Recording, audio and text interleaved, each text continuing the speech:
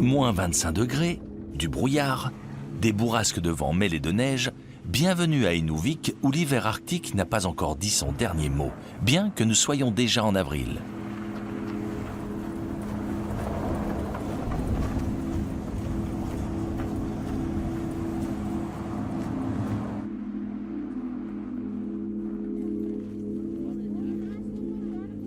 Mais ce n'est pas un petit coup de froid qui va gâcher le jamboree. D'autant que les habitants ont tout ce qu'il faut pour résister aux températures extrêmes. Gants en fourrure d'ours polaire, bottes en peau de phoque ou en cuir d'élan.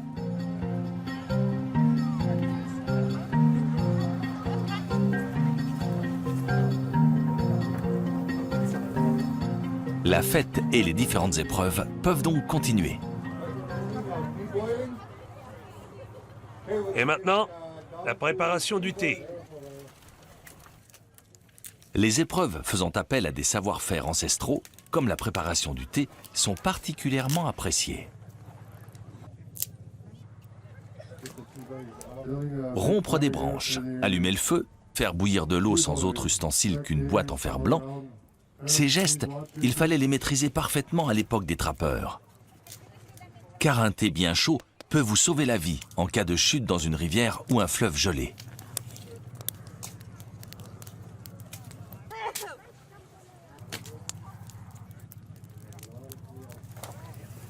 Et sans surprise, c'est l'Indien le plus âgé qui remporte la victoire.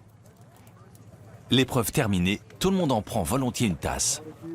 Car de nombreux autochtones associent son goût à leur jeunesse, à l'époque des trappeurs ou à des visites chez les grands-parents.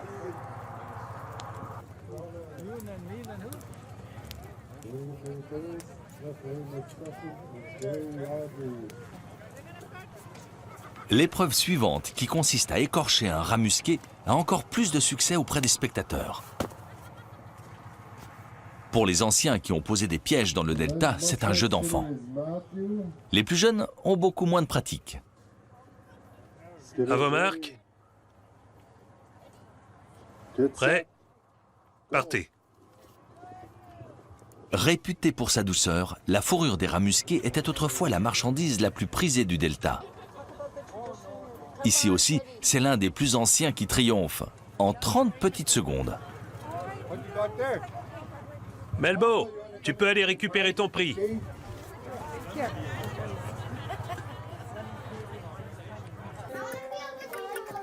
À la maternelle d'Inuvik, les petites mains s'activent pour que tout soit prêt pour le soir. Les légumes et la viande de caribou sont coupés avec le couteau traditionnel inuit, le couteau Ulu. Les instruments sont tranchants comme des lames de rasoir, mais les enfants les manient déjà avec une étonnante dextérité.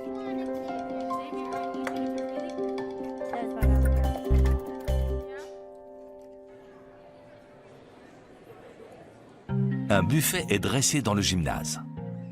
La soupe de caribou mitonnée par les enfants trouve sa place aux côtés des nombreux plats faits maison.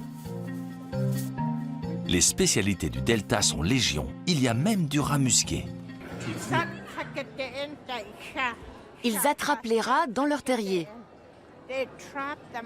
Puis ils les dépiotent et les font cuire. Ils ont même laissé la queue. C'est un morceau de choix. Voici de l'omble chevalier. Ça, c'est de la chair de beluga. Elle est découpée en cubes et elle se mange crue avec le gras. Maktak en inuit. Et voici des oies sauvages grillées.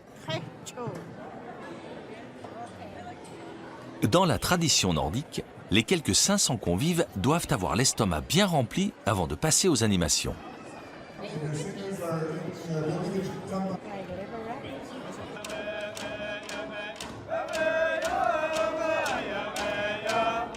Vient le moment des chants traditionnels et de la danse.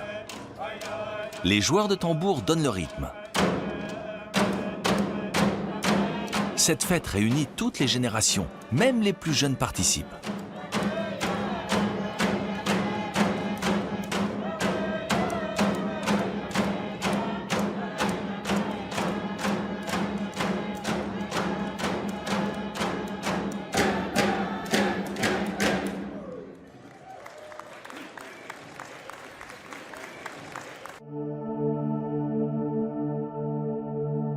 C'est ainsi que l'on célèbre l'arrivée du printemps.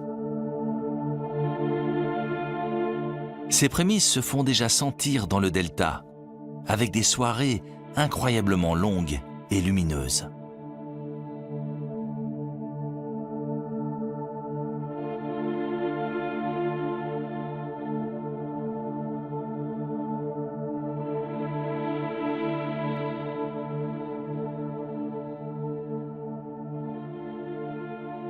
De toutes les routes d'hiver canadiennes, le tronçon au départ d'Inuvik est le plus septentrional.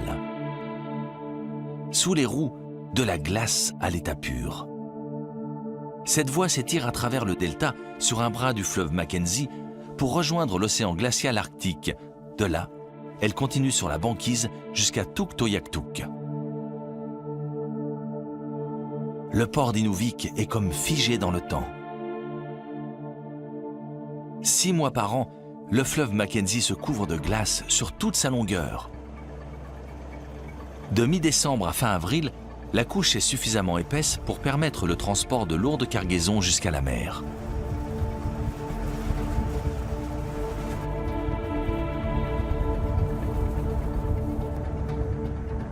Un miroir?